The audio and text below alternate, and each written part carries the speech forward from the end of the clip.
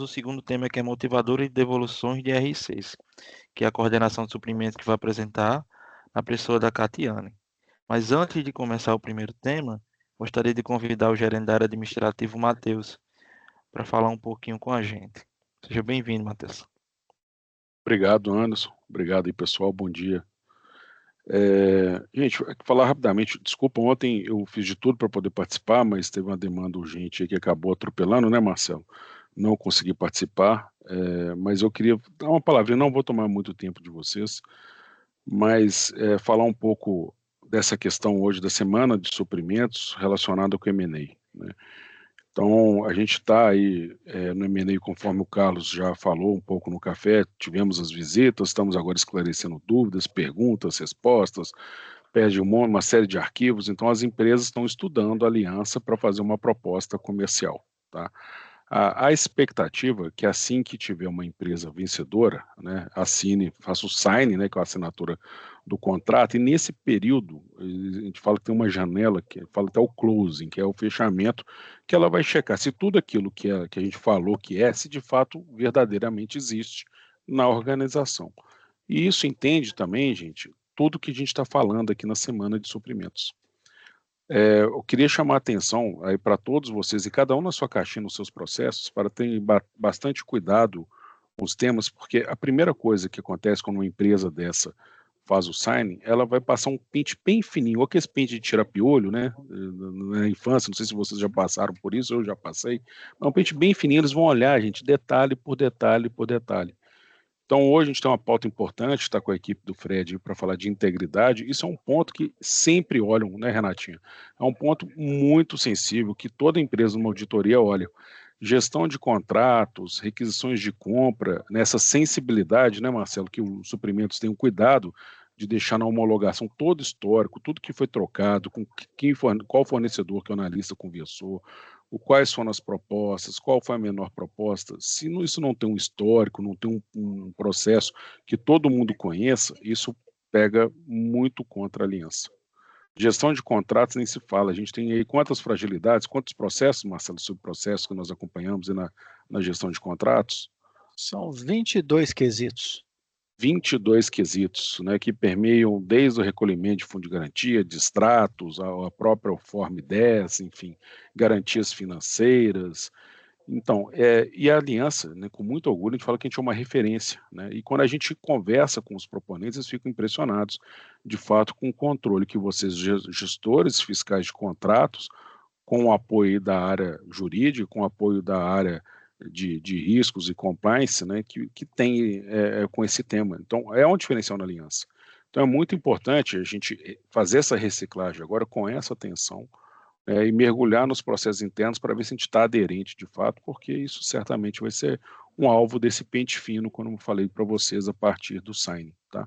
Então, esse, mais do que nunca, né, a semana de suprimento sempre foi importante, mas mais do que nunca agora, ela está muito preciosa, porque a gente vai ter que dar atenção às nossas debilidades. Aqueles gestores e fiscais que estão devendo mais um pouco, aproveitem, peçam o apoio das áreas que estão aqui para poder sofisticar o seu processo e refinar, né, e os demais processos também, sempre de olho na integridade, na transparência, na ética, tá? Mais do que nunca, tá bom? Desculpe, tá, gente, tomei esses 2 minutinhos, mas eu gostaria de passar essa mensagem para todos vocês. Obrigado, Matheus. Então, podemos dar início, né, Marcelo? Então, gostaria de convidar a Flávia agora para tratar do segundo tema, norma 10. Pode ficar à vontade, Flávia. Bom dia, pessoal, tudo bem? Bom, a gente vai falar um pouco hoje sobre a norma 10, que é a norma de classificação de integridade de terceiros. Eu vou falar, mas a Renata está aqui do meu lado, na minha dupla aqui na área de compliance, então qualquer coisa também ela vai complementar aqui as informações que eu estou dizendo, tá? Trazendo um pouco o que o Marcelo falou ontem, né, na abertura da Semana dos Suprimentos, a gente sempre fala da norma 10 e a gente sempre busca trazer para vocês uma abordagem diferente, né, sem deixar de passar pelos pontos essenciais dessa norma, das diretrizes, né, que a gente precisa seguir nesse processo aí de avaliação de terceiros, que a gente chama de due diligence. Então, eu vou passar com vocês novamente alguns princípios, diretrizes, e trazendo outras questões que surgem, né? Que a gente vai tendo ali outros insights sobre a norma, os riscos mudam, os cenários mudam. Então, vou trazer para vocês essas informações sobre a norma, tá? Vou compartilhar minha tela. Fiquem à vontade para me interromper se tiverem alguma dúvida, ok? Já estão vendo? Sim. Ok. Sim, Flávia. Então, passando, pessoal, assim, como eu disse, essa introdução, né, essa norma é uma norma que ela traz ali diretrizes para classificação de terceiros e realização de due diligence. Então, na aliança, a gente tem uma classificação desses terceiros, e por terceiro eu estou dizendo qualquer parceiro comercial, fornecedor, prestador de serviço, né, uma entidade que vai celebrar uma doação, patrocínio, ação de relacionamento. Então, tudo isso, pela nossa norma, é considerado um terceiro. E esses terceiros, eles têm uma classificação específica, né, que vai dizer ali do processo que eles vão passar por uma análise, seja da área de suprimentos ou da área de compliance. Então, essa norma é para trazer essas diretrizes. E quando a gente fala de terceiros, né, na aliança é muito simples essa classificação. Nesse processo que o Matheus mencionou, né, que é do M&A, a gente respondeu isso várias vezes aí às proponentes, muito nesse sentido. Então, a gente tem duas classificações. A gente tem a classificação de baixo risco e de alto risco. Quando a gente fala de baixo risco, a gente está dizendo de todos os terceiros que não vão representar, atuar ou interagir com o agente público ou com o poder público em nome da aliança ou no interesse da aliança, tá? Então, essa classificação é muito simples. Você está ali abrindo, precisa contratar um serviço ou um tipo de fornecimento específico, você faz uma avaliação. Existe a chance daquele terceiro ter uma interface ou não com um agente público ou com o poder público? Né? Então, se não tiver, esse terceiro é baixo risco. Quando a gente fala de alto risco, a gente está dizendo de todos os terceiros que vão representar, atuar ou interagir com o agente público ou poder público em nome ou no interesse da aliança. E aí, pessoal, é muito importante ficar atento a isso, porque muitas vezes você está ali com um escopo de contrato que você talvez não faça uma avaliação, né? Não estou dizendo aqui que a gente erra na nossa avaliação, mas talvez você faça uma avaliação um pouco superficial e você não enxerga que no decorrer daquele contrato pode ser que esse terceiro venha interagir com o agente público, mesmo que de forma indireta, tá? Ou com o poder público. Seja para solicitar um alvará, seja para solicitar uma licença, seja para ter apoio realmente da aliança ali, né? Às vezes é um terceiro que o subcontratado está numa operação, mas pode ser que ele tenha um contato com uma pessoa da prefeitura ali daquela localidade. Então, sempre ficar atento, né, a essa questão aí de que a gente não está dizendo só do escopo que está ali no contrato, né, daquele objeto do contrato simples, a gente está dizendo também do escopo que pode vir a ser desenvolvido no decorrer do contrato. Então, é importante fazer essa avaliação. E na aliança também, todos os grupos, sociedades, né, de qualquer natureza, a gente chama aqui de entidades, que são, né, avaliadas ali para receber doações, patrocínios, doações de relacionamento, ou seja, da área aí, normalmente que é encabeçada pelo VERLI, da Gerência de Responsabilidade Social e Comunicação, também é alto risco, tá? Então, ficar atento a essa diferenciação e também prestar atenção que, às vezes, a gente faz uma classificação pensando no objeto do contrato, quando está celebrando, mas se esquece de que talvez tenha algum escopo ali que esteja dentro daquele contrato, que pode ser que esse terceiro venha a ter, né, uma interface direta ou indireta com o agente público ou poder público. Só exemplificando, que pode ser um caso que no objeto do contrato você não visualiza ele em contato com o agente público, mas na operação, os profissionais alocados na operação vão ser os responsáveis por receber o corpo de bombeiros ou uma abordagem da polícia militar, alguma coisa assim. Então, é bom ficar atento a esse tipo de coisa. Eu acho que como você está próximo da Flávia, está dando um pouco de eco quando vocês falam juntos. Eu desligo aqui Não, o áudio. deu para escutar, tá? Mas é só um ponto aqui. Tá bom. Obrigada.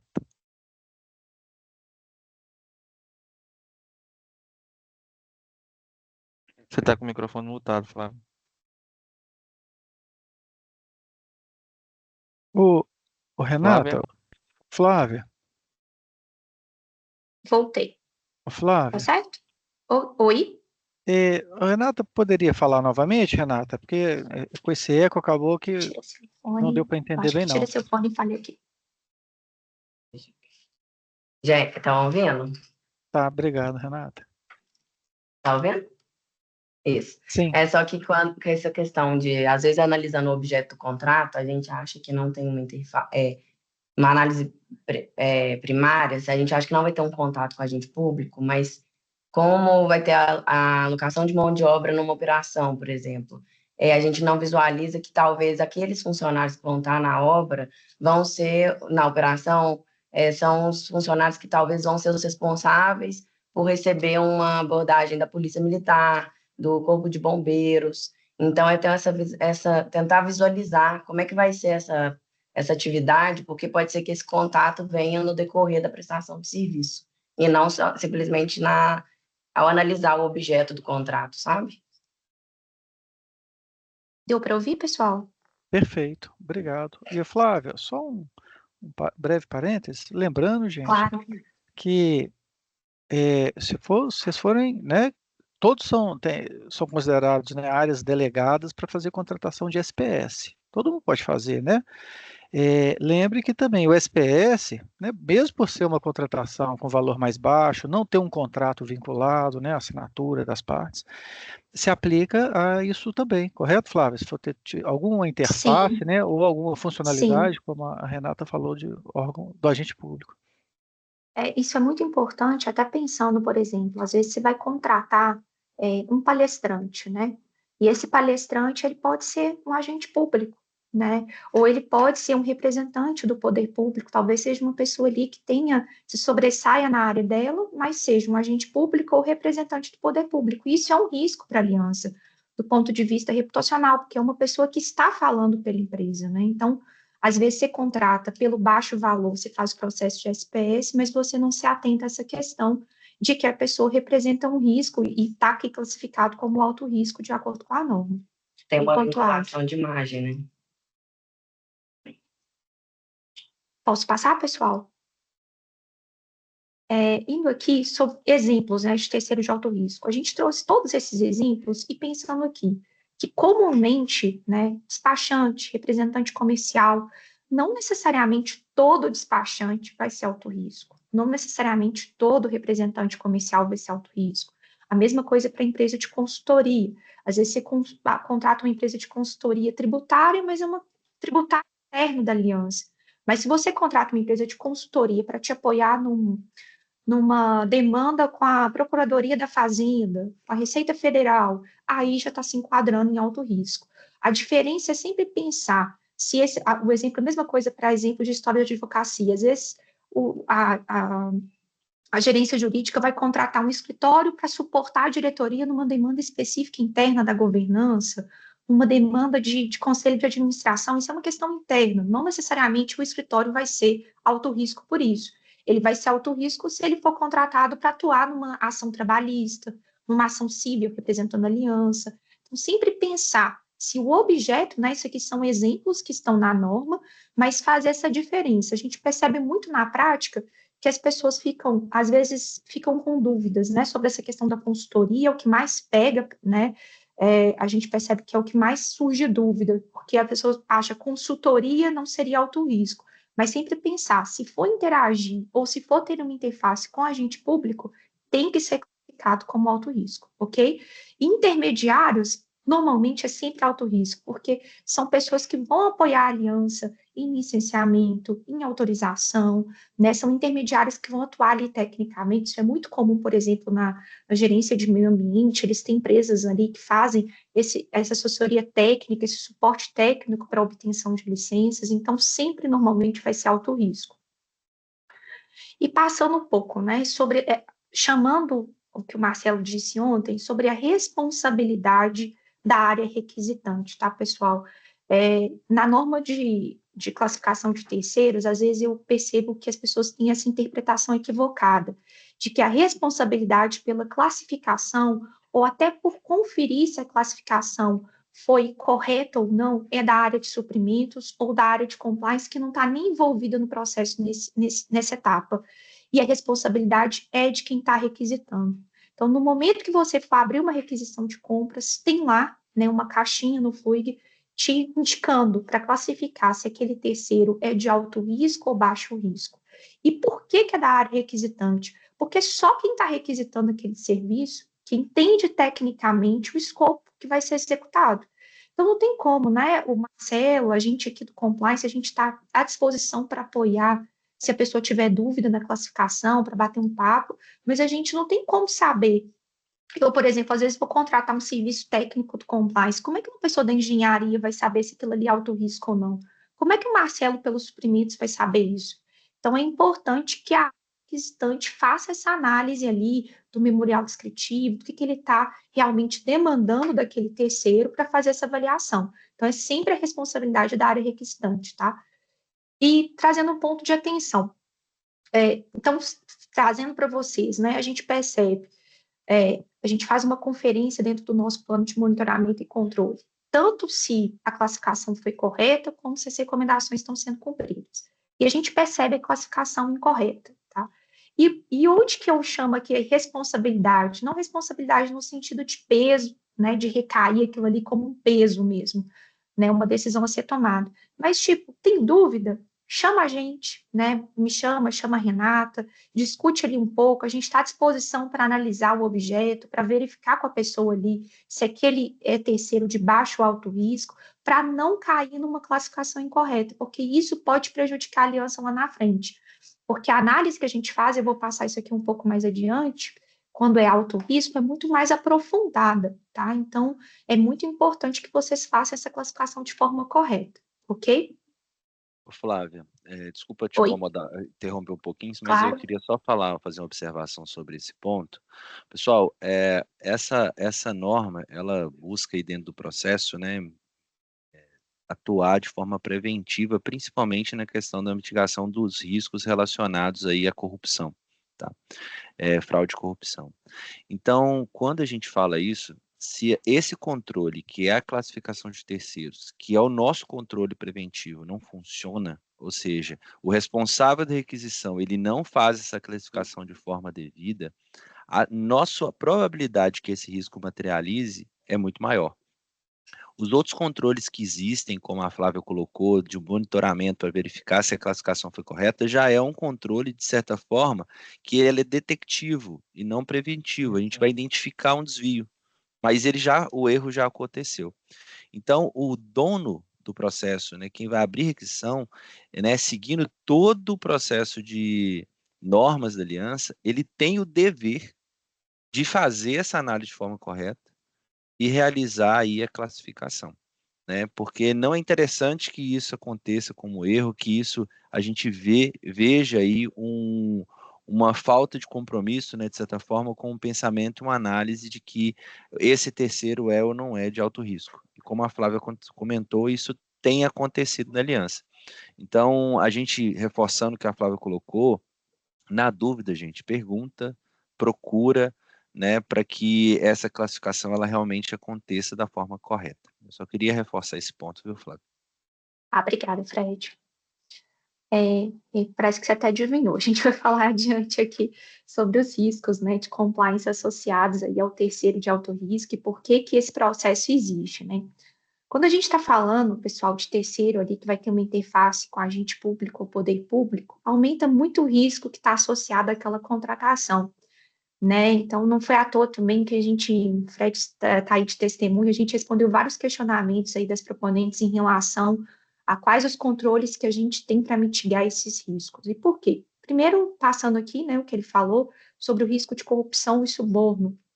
Então, quando a gente está falando de um fornecedor que vai ali atuar junto com o Corpo de Bombeiro, com a Polícia Militar, né? A gente, aqui, quando está aqui dentro da aliança, a gente garante isso, a gente tem muito treinamento, tem muito instrumento, tem muita política, normativo, tem muita capacitação interna para que os nossos colaboradores saibam, né, e tenham ciência de que corrupção, suborno são questões inaceitáveis para a aliança. Mas a gente não sabe, né, como é que aquele fornecedor ali tem instrumentalizado e como é que ele capacita os colaboradores dele, qual a consciência que os colaboradores têm, né, sobre a questão da corrupção, sobre como se relacionar com o agente público, né? Às vezes a pessoa nem faz por mal, às vezes é uma prática, a pessoa ali é mais old school mesmo, tem uma tratativa ali com um representante do agente público que isso pode ser interpretado como uma tentativa de corrupção. Então, é muito importante ficar atento a esse risco. Outro ponto também é questão de conflito de interesse. Às vezes você tem ali um fornecedor que está atuando, ele tem uma relação ou pessoal, ou financeira, ou até política com o agente público, né, que é um risco aí que existe, que ele pode estar agindo em benefício próprio, né, que pode prejudicar realmente a imparcialidade aí da aliança. E por último, o risco reputacional. Quando a gente está falando de um fornecedor que representa a aliança ou está agindo em nome da aliança, né, no interesse da aliança, envolvido em qualquer tipo de ato ilícito, antiético, isso compromete a imagem da aliança. Eu vou puxar aqui 2 exemplos recentes, não sei se vocês acompanham. A CEMIG recentemente foi envolvida e ela já foi excluída da lista, né, da relação de trabalho escravo, e foi por conta de um terceiro prestador de serviço. Foi um terceiro, inclusive, que não era nem um primário, é um subcontratado de um contratado da CEMIG, que foi envolvido em uma violação de direitos humanos ali, trabalhista, e a CEMIG foi incluída na lista de trabalho escravo. Eles atuaram, não ficaram, acredito que nem 48 horas nessa lista, mas isso é um risco, e todas, assim, se vocês acompanharem os últimos notícias midiáticas envolvendo violação de direitos humanos, normalmente não é na empresa primária, é subcontratação. Então, existe um risco reputacional aí muito grande associado a terceiros, tá? E o que a gente pode fazer, né, para mitigar esses riscos relacionados? Primeiro deles é a due diligence, né? A gente vai explicar um pouquinho como que funciona aqui na Aliança, mas realizar uma due diligence aprofundada. E o que é a due diligence, pessoal? É realmente entrar ali e analisar uma análise aprofundada daquele fornecedor, né? Verificar qual que é o histórico dele, qual que é a integridade, se as certidões estão ok, né? Então, tem uma parte aí que é realmente verificar o histórico do fornecedor. Depois a gente vem para as cláusulas. A norma, ela traz vários exemplos de cláusulas anticorrupção, e na aliança, até os terceiros que são baixo risco, existe uma cláusula anticorrupção específica. Então, a gente não abre mão de que o terceiro dê ali realmente de acordo, né? Um outro exemplo também é a contratação SPS. Para que um fornecedor seja contratado, né, através do SPS, ele precisa assinar o termo de adesão do Código de Conduta do fornecedor. Então, tem toda uma preocupação relacionada a essas cláusulas contratuais que o fornecedor precisa seguir. Depois, a gente tem o monitoramento, que vai para a parte depois, né? Que a gente fez uma análise de integridade, né? Celebramos o contrato ali com as cláusulas adequadas de acordo com a norma, e a gente vai para monitorar aquele fornecedor, porque não adianta nada se a gente faz toda essa prévia antes da contratação, se na hora da gestão do contrato, o gestor, o fiscal do contrato, eles não estão seguindo as recomendações que foram feitas pela área de compliance, ou se não estão realizando a gestão do contrato. Então, às vezes, você deixa de solicitar uma documentação ou não se atenta que o fornecedor não enviou uma documentação específica, e isso é um risco, porque pode ser um risco trabalhista, pode ser um risco de corrupção, pode ser um risco tributário, a depender do tipo de ausência de documento, né, do documento que ele não apresentou. Então, uma certidão que está vencida.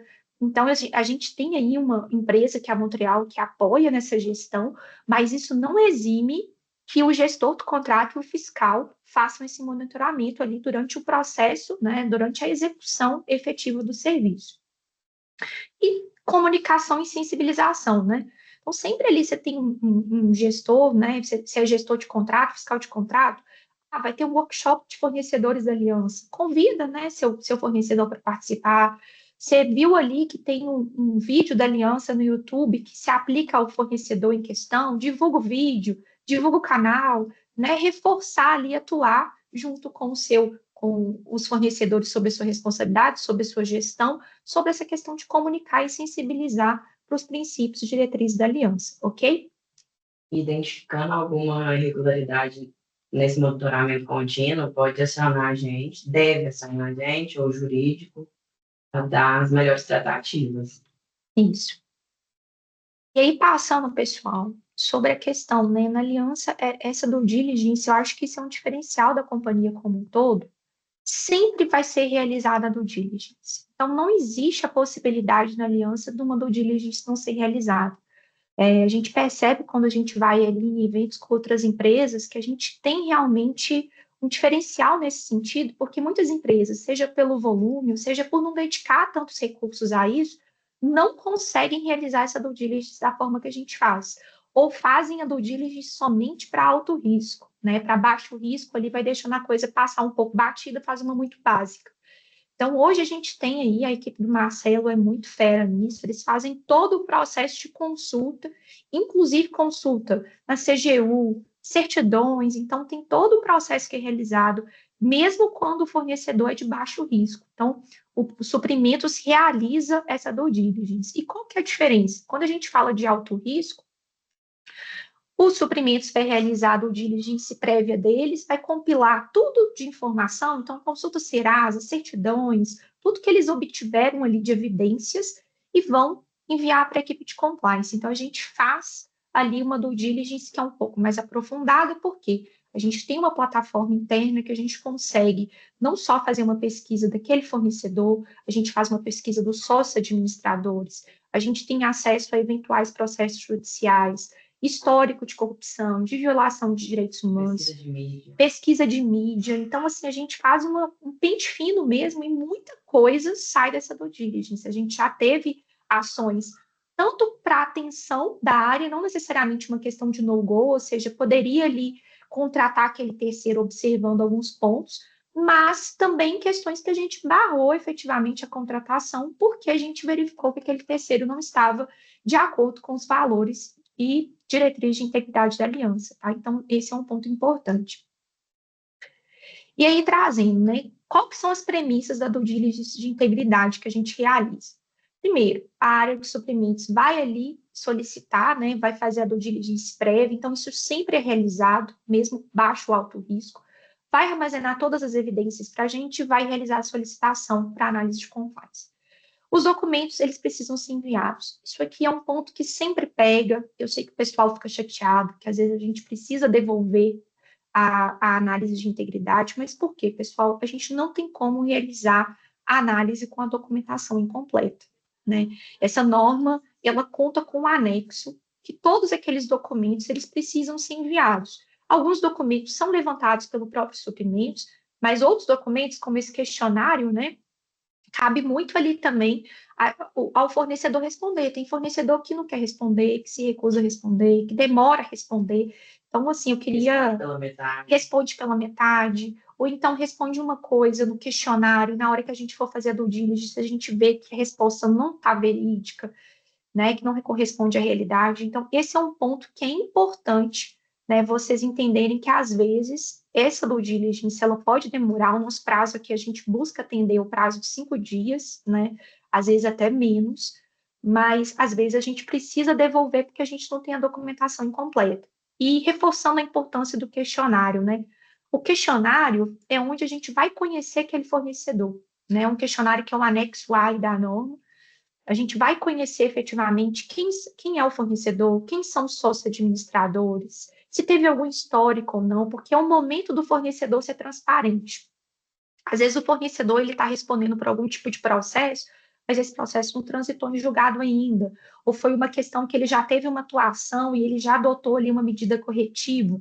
É a oportunidade dele ser transparente com a gente, para a gente não descobrir isso numa due diligence e ter que fazer um questionamento, ou até mesmo ter que barrar a contratação, tá? E um outro ponto, né, quando vocês têm a documentação completa, a gente realiza a due diligence. E aí a gente vai mandar essa análise, que vai para a área de suprimentos, depois o Marcelo libera ali para a área requisitante.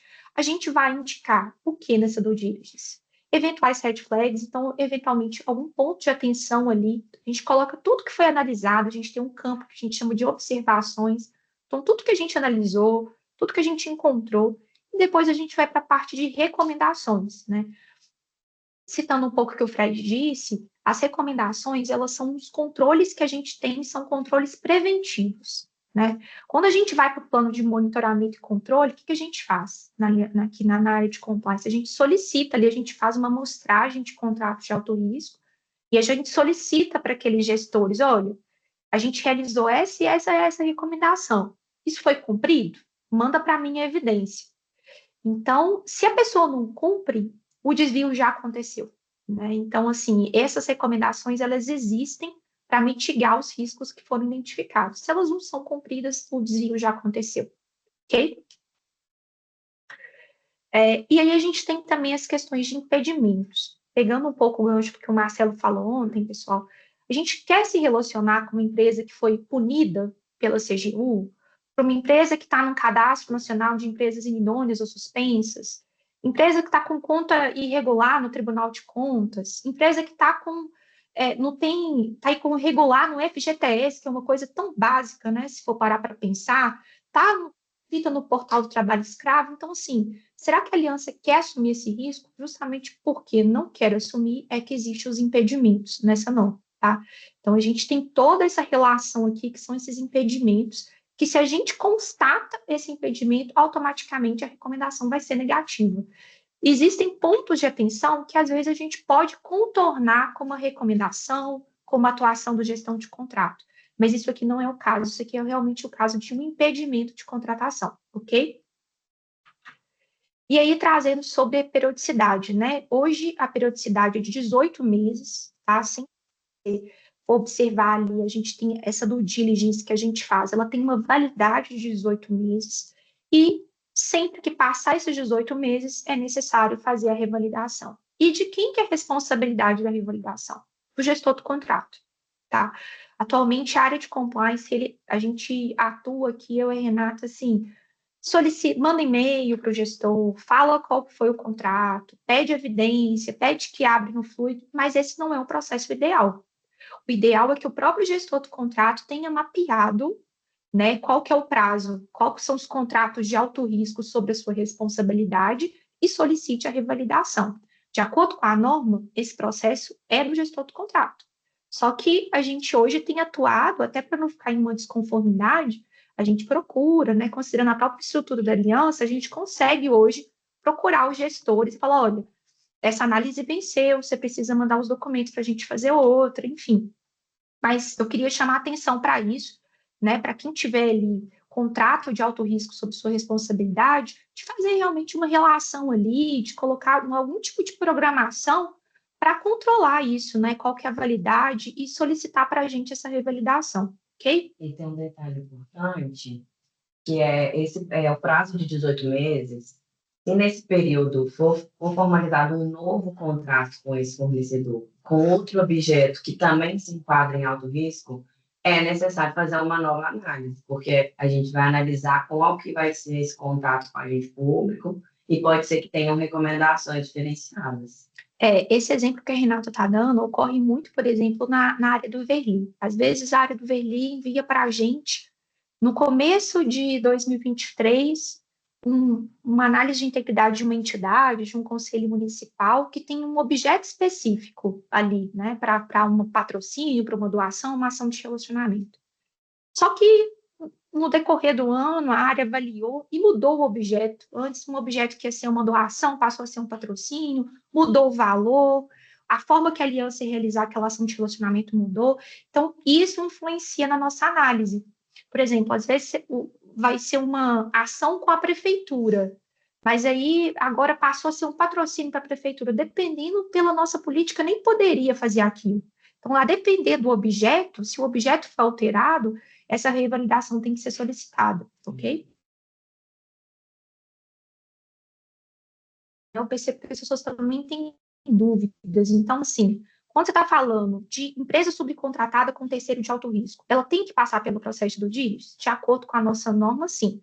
Então, tem dois critérios. O pagamento tem que ser feito por faturamento direto, desculpe, aí na subcontratação, e tem que ter cessão de mão de obra alocada na área da aliança. Então, se tiver uma subcontratação com esses dois requisitos, esse terceiro precisa passar pelo processo, tá?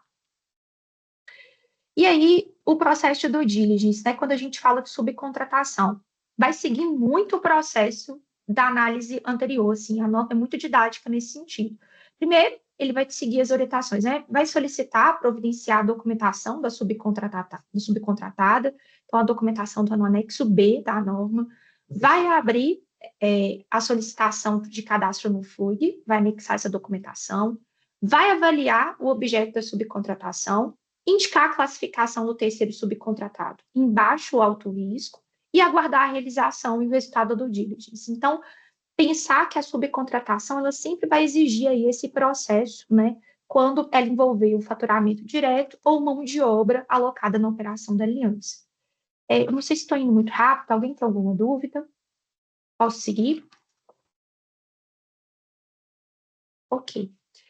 Passando aqui, pessoal, sobre sinais de alerta, tá? Esse é um ponto importante, tem que ficar atento, tá? Sobre sinais que podem acontecer aí, que devem acender um alerta, tanto pela área de suprimentos, como pela gestão do contrato. Primeiro, é o fornecedor ter resistência em aceitar a cláusula anticorrupção no padrão exigido pela aliança, tá? A nossa cláusula anticorrupção é muito padrão, no sentido de que ela está mencionando ali nada mais do que as normas legais que são aplicáveis para a aliança, né, e são aplicáveis aí para qualquer pessoa jurídica no Brasil hoje em dia. A gente está falando de cumprimento da legislação de corrupção, da legislação de suborno, né, do fornecedor repudiar qualquer tipo de ato de fraude, de violação de direitos humanos. Então, assim, se um fornecedor não quer aceitar isso, eu acho que já acende um certo alerta. É um impedimento? Não. Talvez a gente pode avaliar, eu já fiz essa análise, por exemplo, com o Anderson, da gente avaliar, mas por que o fornecedor está se negando, né, a aceitar a cláusula, ou por que ele está se negando a assinar o termo de adesão do Código de Conduta do fornecedor, qual que é o problema, a gente analisa caso a caso, mas já é um alerta, tá? Outra questão que também é um sinal de alerta, existência de mídia negativa, né? Quando a gente fala de mídia negativa, a gente está dizendo de corrupção, suborno, violação de direitos humanos. Às vezes é um sócio administrador do fornecedor que está envolvido numa prática ilícita. Então, se tem uma mídia negativa sobre aquele fornecedor, é também um sinal de alerta. Quer dizer que a área de compliance vai dar um parecer desfavorável? Não, a gente analisa caso a caso. A nossa ideia aqui não é colocar impedimento numa contratação, não é burocratizar demais o processo, mas sim trazer para vocês o que a gente pode fazer de instrumento de que esse valor da aliança, que a integridade é inegociável, seja respeitado. Indícios de que o fornecedor possui envolvimento direto com agente público ou poder público, como relação familiar. Então, às vezes, a gente vai ali analisar um fornecedor e ver que ele tem um parente num tribunal específico, atua junto com o desembargador, é filho de desembargador, é uma história de advocacia, por exemplo. A gente precisa fazer uma recomendação para aquela gestão do contrato para mitigar esse conflito de interesse. Então, a gente tem que ficar atento a esses sinais, tá? E solicitação de pagamentos atrelados à obtenção de licenças e autorizações. Questionado no M&A, quais que são os instrumentos que a gente tem para isso? Porque, pessoal, a gente não pode fazer pagamento, né, de facilitação. Isso é vedado, né? Isso é vedado pela Vale, é vedado pela Aliança, é proibido normalmente pela legislação no Brasil, porque a gente não pode fazer nada que seja uma vantagem indevida, principalmente pensando em agente público ou poder público. Então, tem essa questão também, quando o fornecedor coloca no contrato, prevê algum tipo de solicitação de pagamento extra para obter uma licença e autorização, pode acender um alerta, porque realmente é um sinal ali de que tem um risco envolvido. E eu queria citar esse ponto aqui, é um ponto que a gente nunca tinha falado sobre a questão, né, de violação de direitos humanos. Hoje, se me perguntasse, né, eu estou na área de compliance, qual que é o maior risco atrelado à contratação de terceiro, eu não traria mais o risco de corrupção, eu traria o risco de violação de direitos humanos. Por quê? Porque a gente percebe que as empresas, às vezes, elas têm muitos instrumentos internos para prevenir, né, violação de direitos humanos, como a própria aliança tem a política de direitos humanos, tem uma atuação nesse sentido com as comunidades de relacionamento, mas nem todos os fornecedores estão avançados ou estão nessa página ainda. Muita gente ainda tem muitas questões. Então, trabalho infantil ou trabalho forçado, né, que são os exemplos aí mais óbvios, aí forçado. Trabalho análogo à escravidão, né, a gente está tendo um recorde no Brasil de situações envolvendo trabalho escravo, né, de situações degradantes, e quando você vai perceber, você vê ali que nem sempre é aquele fornecedor, ele subcontratou um serviço e não teve o controle necessário para evitar que aquela situação acontecesse. Discriminação, assédio moral ou sexual, condições de trabalho insalubres ou desumanas, violação das horas de trabalho de uma forma reiterada ou salário abaixo dos padrões. Então, sempre que vocês perceberem, né, hoje o risco é associado, a gente percebe, a gente tem o boletim, que é um boletim do canal de ética e ouvidoria, que é aquele boletim semestral que a gente solta, e se vocês forem olharem, olhar esse boletim com cuidado, vocês vão perceber que muitas das nossas denúncias envolvem terceiros. E por que envolvem terceiros? Porque esse é um risco muito alto, passa a ser um risco, né? As pessoas às vezes não conseguem ter uma interface com o próprio empregador e procura aliança, porque sabe que a aliança tem os instrumentos de compliance muito rígidos, muito rigorosos nesse sentido. Então, ficar atento aí a essa questão de violação de direitos humanos. E como que eu acho que vocês podem, né, atuar isso? É muito, não só na questão da due diligence, que a gente vai barrar qualquer tipo de fornecedor associado à violação de direitos humanos, mas também no momento de gestão do contrato. Né?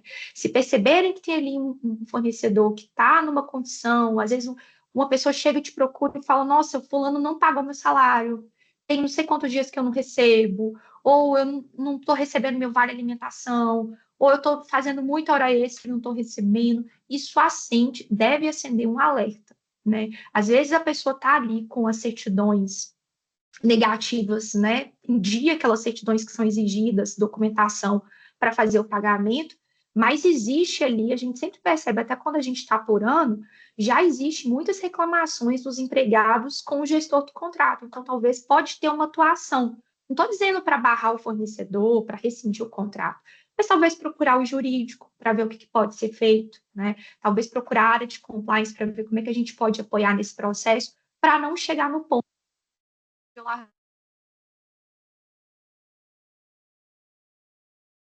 Oi, Flávia, caiu. Flávia? Caiu, né, Renatinha? Você tá no mudo, tá, Renata? Caiu, tá voltando. Tá ingressando. Voltou. Desculpa.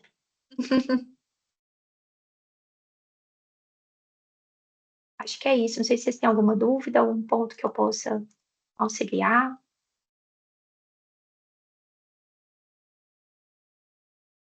Tudo certo? É isso, pessoal. Obrigada, viu?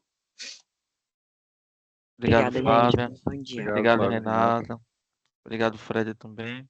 Obrigado pela participação de vocês, né? Excelente apresentação. E agora eu gostaria de convidar o nosso coordenador de suprimentos, Marcelo, para dar uma palavrinha. Anderson, obrigado. Flávia, muito obrigado.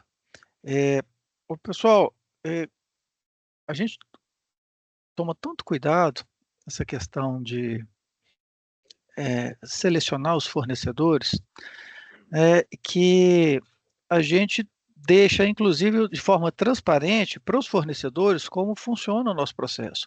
Até porque, se vocês entrarem, eu vou colocar aqui no chat, na internet, né, não na intranet, então o fornecedor, qualquer pessoa que entrar lá no site da Aliança, tem uma abinha lá, fornecedores. Lá tem um vídeo breve, depois assista aí, não assista agora não, gente, assista depois, menos de 2 minutos, que fala como funciona, né, de forma mais intuitiva possível, o processo de avaliação de fornecedores. Então, a gente faz questão que o mercado conheça e saiba como funciona aqui. Claro que sem os detalhes, né? Os detalhes a gente menciona e comenta só internamente.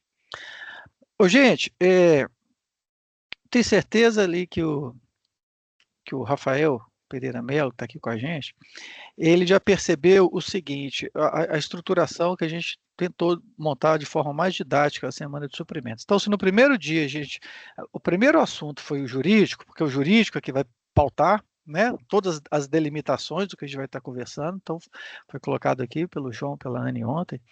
Na sequência, a gente falou do cadastro de fornecedores com o Anderson, cadastro de fornecedores do baixo risco. Hoje a gente está abordando o cadastro de fornecedores do alto risco, né, que é onde entra qual a norma a qual está vinculada. Então a gente está seguindo, pelo menos nós pensamos didaticamente, uma rotina para ficar mais fácil o entendimento, e seguindo o fluxo natural do processo, a gente vai falar agora, né, daqui a pouquinho, sobre a avaliação das requisições de compra. Então a gente tem primeiro uma preocupação enorme com quem nós vamos nos relacionar. Aí a gente continua, estou área preocupada essa, a gente continua, outra preocupação enorme é de se a documentação que a gente vai seguir para o fluxo de contratação está adequada. Se ela não traz riscos administrativos, jurídicos, técnicos. Marcelo, vocês não sabem nada tecnicamente, não? Como é que você vai avaliar se traz risco técnico ou não? A gente consegue fazer uma avaliação prévia, por exemplo, nos critérios de medição que estão estipulados. Riscos financeiros. Se alguém abre uma requisição, por exemplo, falando que quer pagar o fornecedor com 2 dias, eu estou levando um problema danado lá para o pessoal do financeiro. E a gente trabalha todo mundo de mão dadas. Se coloca um critério de medição lá, mediante entrega do relatório, nós vamos pagar não sei o que. Não, mediante entrega do relatório, não. Mediante entrega do relatório, significa que o relatório pode vir escrito a carvão, no papel de pão. Não, mas a gente não vai aceitar, Marcelo, mas está definido lá. Então, se isso um dia for para uma esfera jurídica, vai ser uma confusão danada para falar que não era bem aquilo que a aliança quis escrever. Então, né, a gente vai entrar, então, no fluxo agora, que vai ser apresentado por Catiane, sobre esse universo da avaliação das requisições de compra. Hoje não é só pedir, não.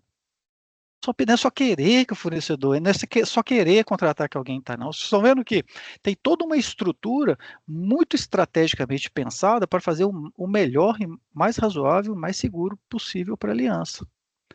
E a sequência agora é a questão da avaliação das requisições. As requisições têm métricas, têm premissas, têm riscos apontados. A gente não vai lançar para o mercado um negócio cheio de potenciais problemas para a aliança. O problema aqui, gente, é trazer risco para a aliança. A gente trabalha tentando mitigar isso o tempo inteiro. E tentando ser o mais efetivo, organizado e objetivo possível. Aí, Cate, fica à vontade. Agora é a hora do show da Cate. Bom dia a todos. Antes de iniciar a minha apresentação, eu vou chamar o André, que trabalha aqui conosco, porque ele tem uma novidade para passar para todos vocês, de uma melhoria, né? Buscando sempre as melhorias contínuas aí no processo. André?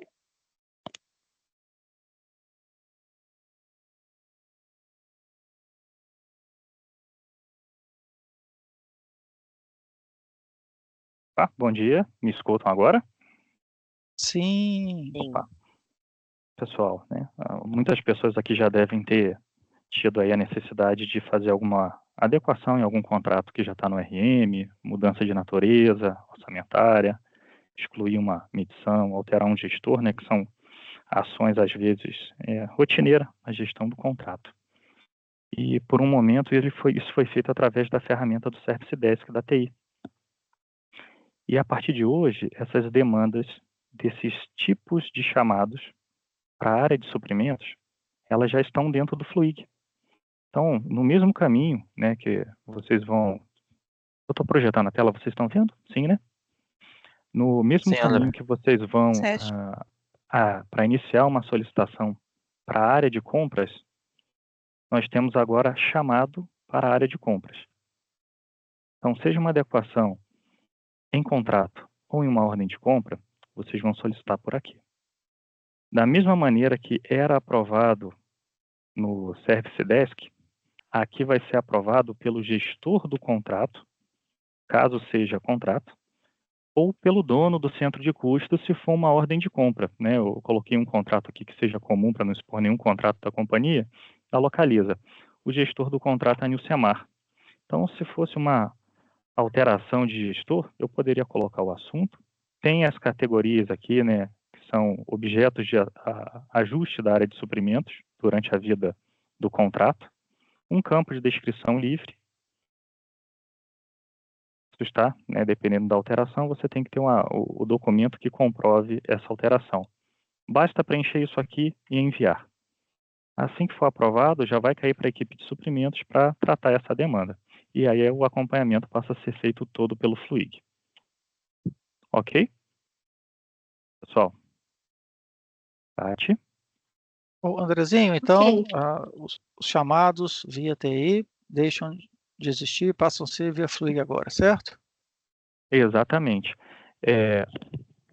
Caso sejam abertos os chamados a partir de hoje, né, pela ferramenta do Service Desk da TI, eles serão devolvidos, tá? E tendo essa informação que já está valendo o chamado dentro do Fluig. E os que já estão em aberto continuam sendo tratados, correto? Exatamente, correto. André, só destacando que isso foi uma criação e ideia da área de TI, né? Nilcemar, Luiz Suga criaram, deram a ideia, criaram, nós só participamos aí para o suporte do refinamento, certo? Exatamente. Então, eu falo isso, o Luiz fica bravo, né, Nil?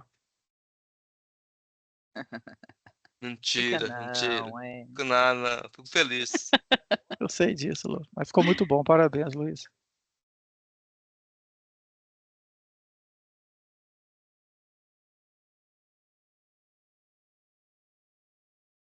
Gente, a Kátia já vai falar, né, Kátia?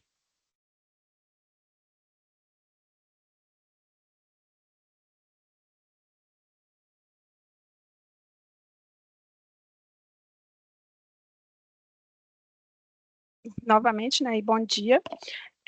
Eu vou trazer, né, como objetivo da apresentação, abordar aí as principais causas de devolução das requisições de compra. Para quem não me conhece, né, eu estou aí na Aliança há 5 anos.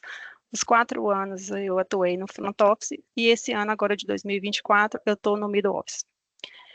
Fico, né, aqui em Belo Horizonte. Nós temos um PRO, né, para avaliação das requisições de compra. Então, gente, quando eu faço essa avaliação, eu não tiro da minha cabeça, tá? A gente tem embasamentos de procedimentos, de PRO, de norma, né? Então, tudo é feito, né, dentro, né, do que a aliança espera ali, que foi elaborado os procedimentos. O nosso PRO, ele está, né, nesse caminho que todos podem acessar, né, para ele estar acompanhando, né, e o objetivo é estabelecer os critérios de análise das requisições de serviço, material, aditivo, reajuste, contratual e pleitos.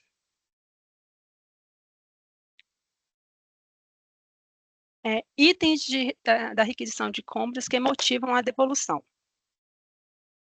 Aqui eu listei alguns, né, o memorial descritivo. O que eu busco ali analisar quando eu recebo um processo, né? O memorial, ele está claro, né, coerente com o que vocês precisam, os anexos, o escopo está bem detalhado, se tem visita técnica, a visita técnica, dados de quem vai receber o fornecedor, ele é extremamente, né, no Fluig, não coloquem no MD, né, ali não tem que ter nome né, do CPF de quem vai receber ali o fornecedor. Marcou proposta técnica, eu vou lá no memorial descritivo analisar se colocou, né, as premissas que vocês desejam, né, que o fornecedor apresente dentro da proposta técnica para que vocês consigam avaliar. Vigência, colocou uma vigência no Fluig, tem que refletir essa vigência na documentação. Questão de critérios de medição, se tem despesa reembolsável, né, tem despesa reembolsável no MD, tem que ter uma linha no QQP para pagar a despesa reembolsável. Como vai ser pago? O que pode ser pago com despesa reembolsável, né? Então, quando chega um processo aqui para eu analisar, eu penso como fornecedor também, e como vocês, como fornecedor como o fornecedor vai precificar isso? Né, eu tenho ali premissas que ele vai conseguir apresentar um preço, e esse preço que ele vai apresentar vai ser um preço, né, razoável, assim, coerente com o escopo para a aliança, porque muitas vezes vem um memorial descritivo, eu quero tal relatório. O que é que você vai apresentar para o fornecedor para apresentar esse relatório? Eu não tenho nada ainda. Então, será que não seria uma HH melhor? Então, toda essa análise, né, a gente faz, e muitas vezes eu ligo, né, para os requisitantes, converso, para entender a necessidade, para a gente tentar ajudar vocês, né, a melhorar ali a questão da documentação. Hoje, né, o retrato da... espera aí, gente, que o RM entrou aqui na minha tela.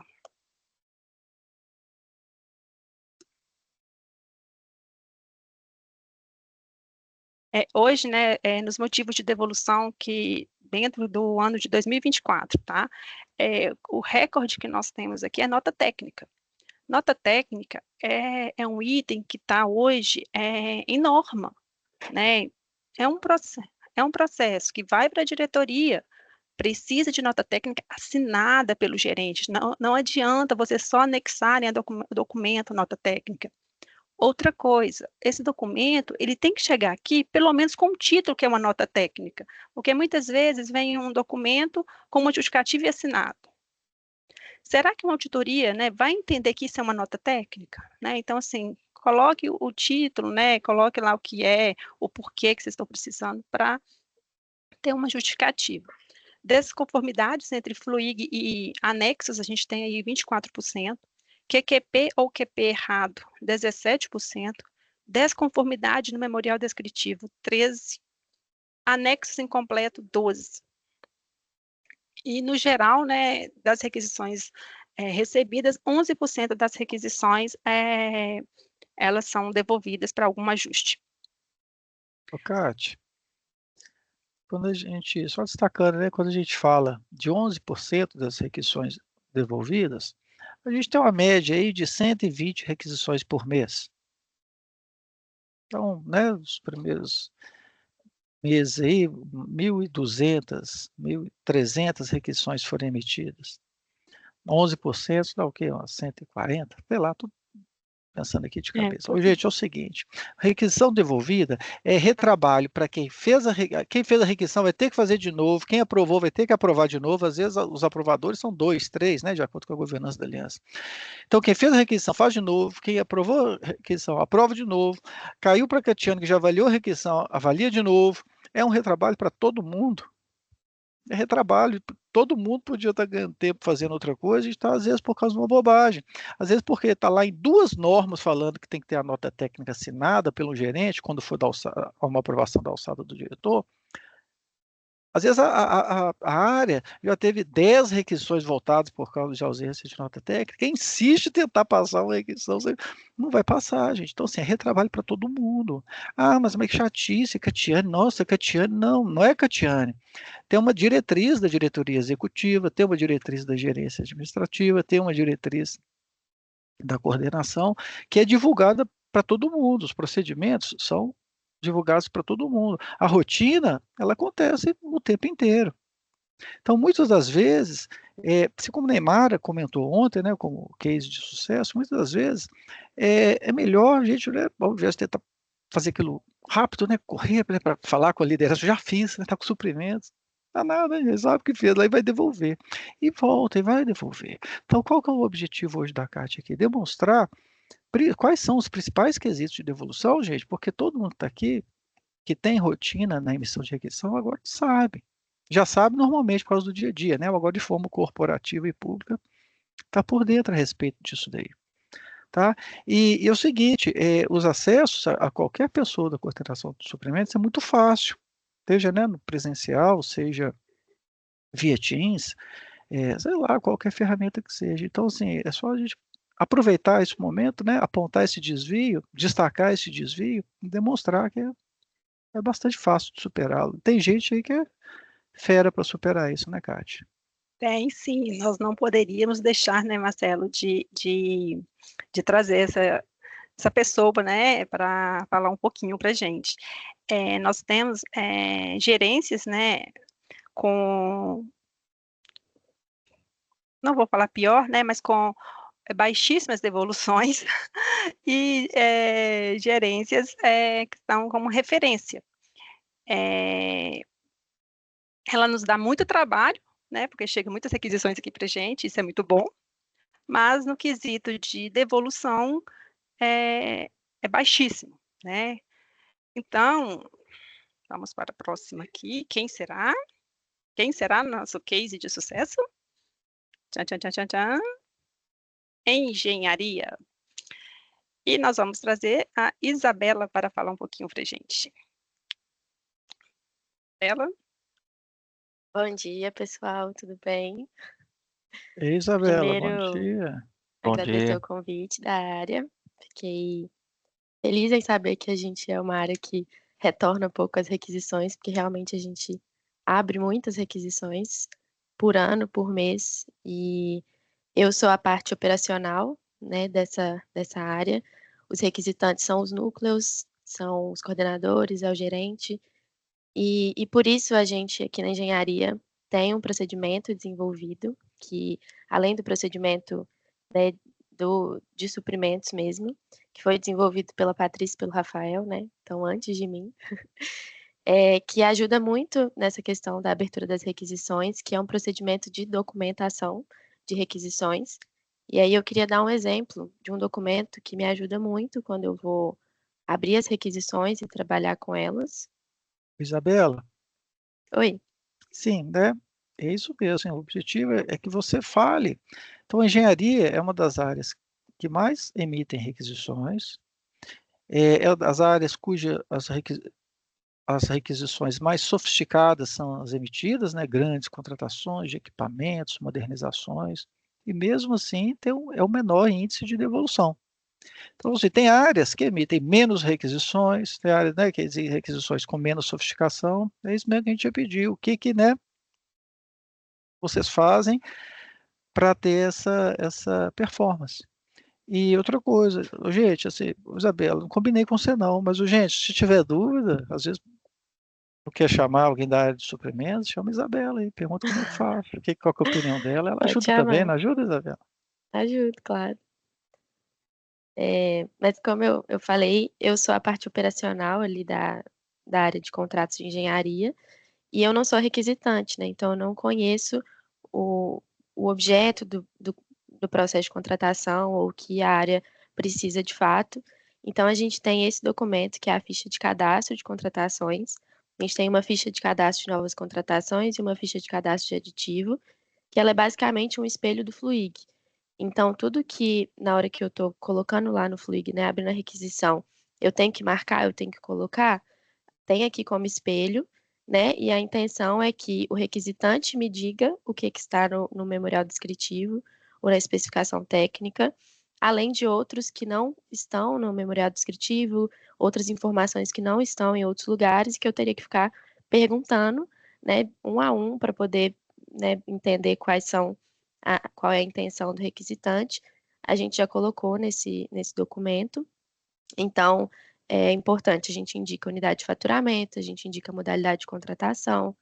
E aqui, lembrando, né, que está no PRO de suprimentos, como a Cátia falou, também está na norma quando é contratação direta, exclusividade, concorrencial acima de um certo valor, regularização, precisa de nota técnica. Então, não adianta, se for uma dessas requisições, eu fico lá no pé do pessoal de engenharia, tem que me mandar nota técnica, tem que estar assinada pelo Marcos, né, no nosso caso. Então, isso aqui já ajuda a gente a ter um norte, né? No caso desse tipo de requisição, precisa de alguns documentos específicos. Aí a gente marca acordo de confidencialidade. Se tiver marcado que precisa de acordo de confidencialidade, o jurídico tem que ter mandado para a gente essa cláusula a mais. Como a Cátia falou também, se precisa de nota técnica, de proposta técnica, tem que estar especificado no memorial descritivo o que precisa ter nessa proposta técnica, quais são os requisitos mínimos, o que vai ser avaliado, se vai ter matriz de avaliação, se vai ter peso entre, né, a parte, né, da comercial e também da parte técnica. Se tiver visita técnica, eu preciso que me coloque o contato. Em relação à vigência, já aconteceu há um tempo atrás de uma requisição voltar porque a pessoa preencheu que ia ser dois anos de contrato e lá no memorial descritivo estava 1 ano. Então, isso tem que estar alinhado também, e aí eu sempre confiro. Dessa vez passou, mas eu busco, né, sempre estar alinhado o que está no memorial descritivo, com o que está aqui, com o que a gente vai preencher, porque vai voltar por causa disso, e às vezes é o que o Marcelo e a Cátia falaram, né? Volta uma requisição que foi aprovada por gerente, por diretor, porque a gente colocou uma vigência errada, um número errado, né? Lá na hora de preencher o Fluig. Então, assim, aqui tem todas as informações, realmente, inclusive depois que foi incluído lá, né, no Fluig, a parte de seguro, de garantia, a gente também incluiu aqui nesse documento, porque de fato tem que ser um espelho, isso tem que vir do requisitante, isso tem que vir da forma correta.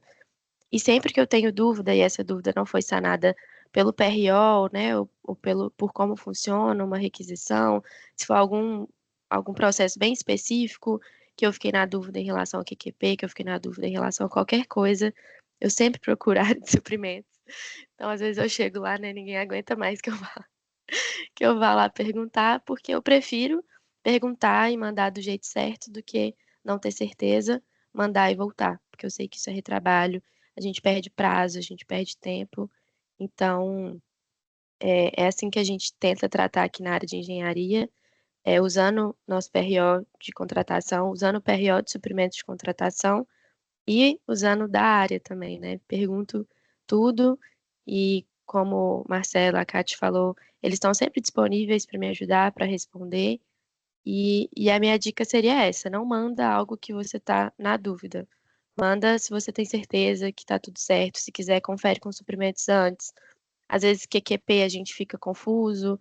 Não, esse aqui é de um jeito, esse aqui é de outro jeito. Vê se está batendo certinho, se colocou lá despesa reembolsável, né? Tem que estar no QQP, tem que estar no memorial descritivo, tem que estar na requisição do FLUIG. E aí a gente vai pegando o jeito também. E também estou à disposição, como o Marcelo falou, se precisarem tirar qualquer dúvida. Muito obrigada, Isabela. Obrigado, Isabela. Obrigado, Kate.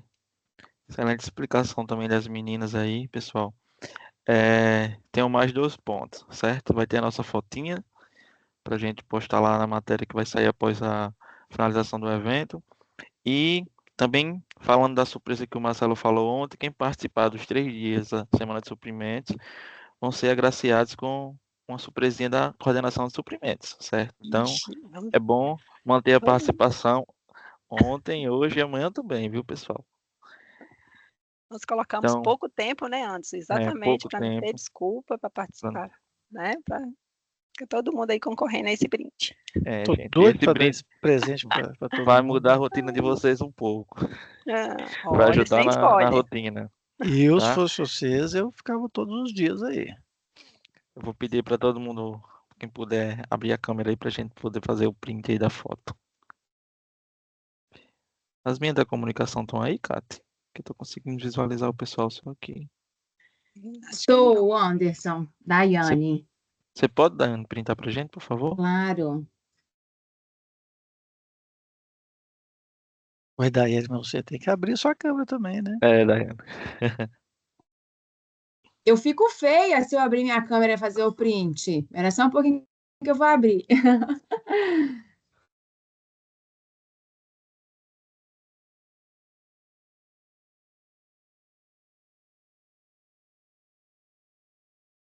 Feito. Feito. Obrigado, Daiane. Obrigado, pessoal. Excelente quarta-feira de trabalho para vocês aí. A gente termina 20 minutinhos antes aí para que vocês possam acompanhar a rotina de vocês aí. E espero vocês amanhã, tá bom? Nosso último dia aí da Semana de Suprimentos. Obrigado, tchau, Tchau, pessoal. Excelente. Pessoal, Parabéns. obrigado. Bom trabalho. Obrigado. Obrigado. Até amanhã.